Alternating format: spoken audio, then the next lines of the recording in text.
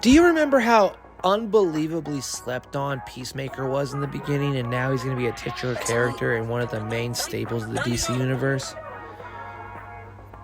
We should probably get some more characters like that deserve the Peacemaker treatment.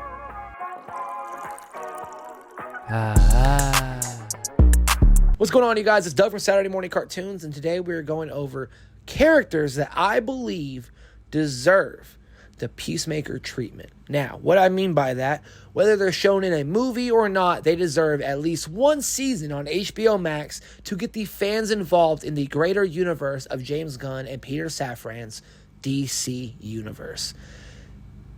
John Cena made Chris Smith so fucking lovable in one season, even though you're supposed to hate him in The Suicide Squad.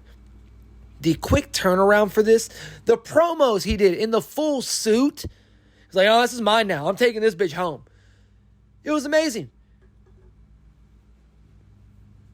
Peacemaker was such a great show that no one really understood what was going to happen until James Gunn got the keys to the fucking kingdom. And he said, yeah, season 2's on the way, bitch.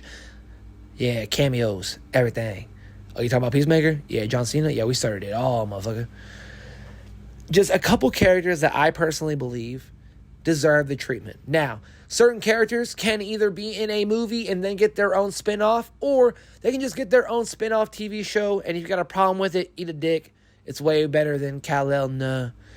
Number one, we saw him in the Superman movie steal the show in choreography, acting, dialogue, the whole shebang.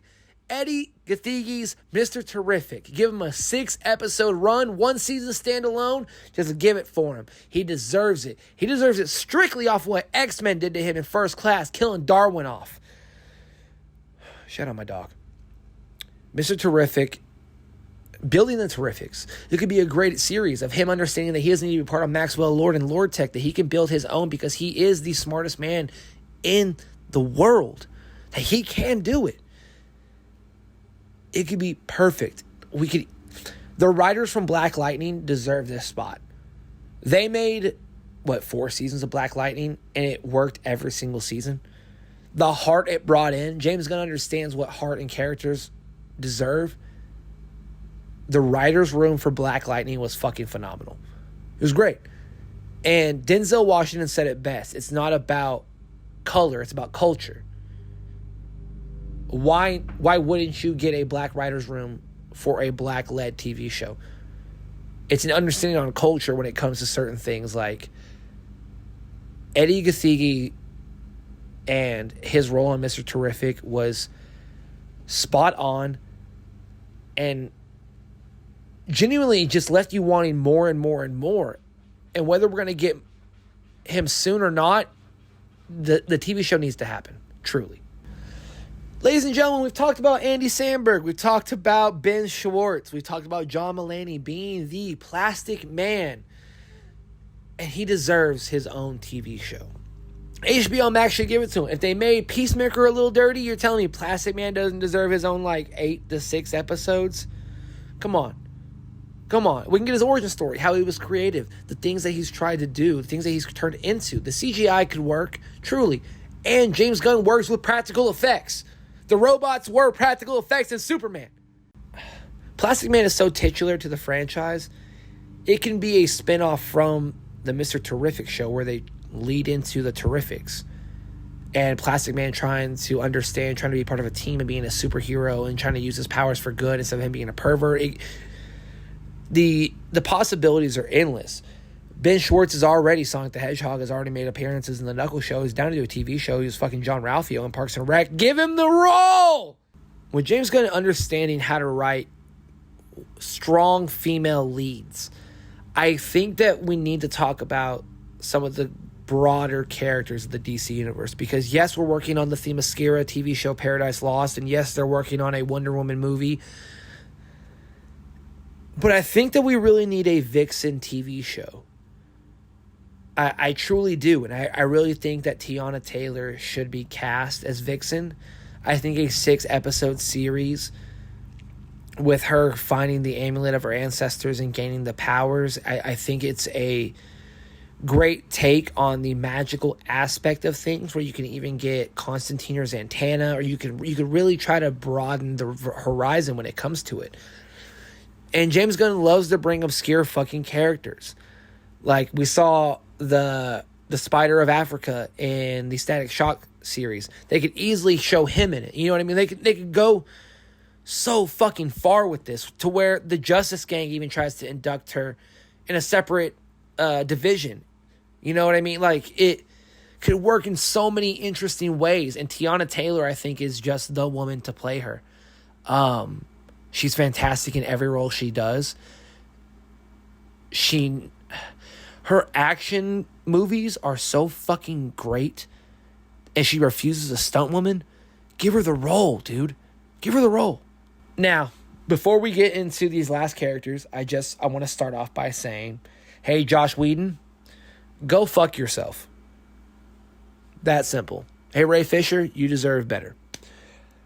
I think that we need to stop fucking around if we're getting a Teen Titans movie right after the Teen Titans movie. Right 2 months after the Teen Titans movie drops in theaters, we need a Cyborg spinoff TV show.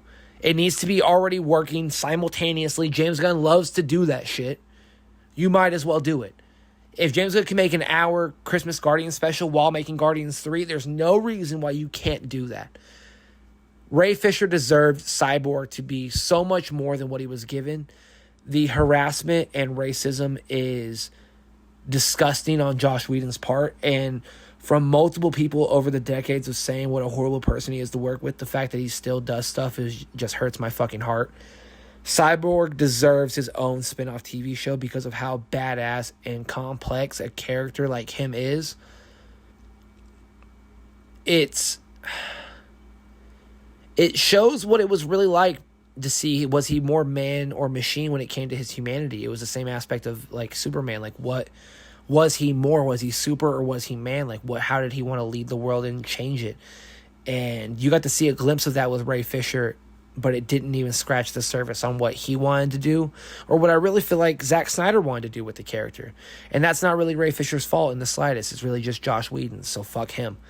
But Cyborg is a titular character of the Teen Titans, and he's eventually a titular character of the Justice League. So why not give him the opportunity? You know what I mean? It could work in such creative and unique ways, where you could even see Beast Boy come in and make an appearance and show their friendship, or even have the scene with Starfire where it talks about him being a black man but also being more machine, so he doesn't really understand who he is in the slightest anymore. That whole character arc and dialogue alone could be written so beautiful if you just give it the right amount of attention. So Cyborg 100% needs the Peacemaker treatment. Finally, for the Fils de la Resistance, it is time for the main character, the one that has been so let down in animated series and hasn't been given the same treatment as everybody else. And I really think, if you're a Saturday Morning Cartoons fan, you should know that we were going to get into him, why he deserves it. Static Shock. All right? Virgil. Virgil deserves his own TV show. Him and Gear, bring it on. Why not? Why are you waiting this long to give us this style of movie? There are so many actors that have been perfect for the role that people have just studio executives have passed up on because they didn't know if fans were going to like it. But do you understand that fans still watch old reruns of Static Shock because they're like, that's all we got? What else are we going to do? You know what I mean? Like, how dare you? It is so amazing. Like, they even tied it in with Justice League Unlimited and the Green Lantern show. Like, it was so beautifully done. Static Shock was such a titular character of so many 90s kids' childhoods that they would bring their children to see it. The amount of love and respect that Virgil got as a character, it was amazing. Static Shock deserves the Peacemaker treatment. It deserves a movie and a spinoff. Fuck you. Ladies and gentlemen, I hope you understand my list. I hope you can agree on it. I hope we will see you guys next time for our new episode. I have been Doug for Saturday Morning Cartoons. Drink plenty of water, be safe, and I will see you guys next time.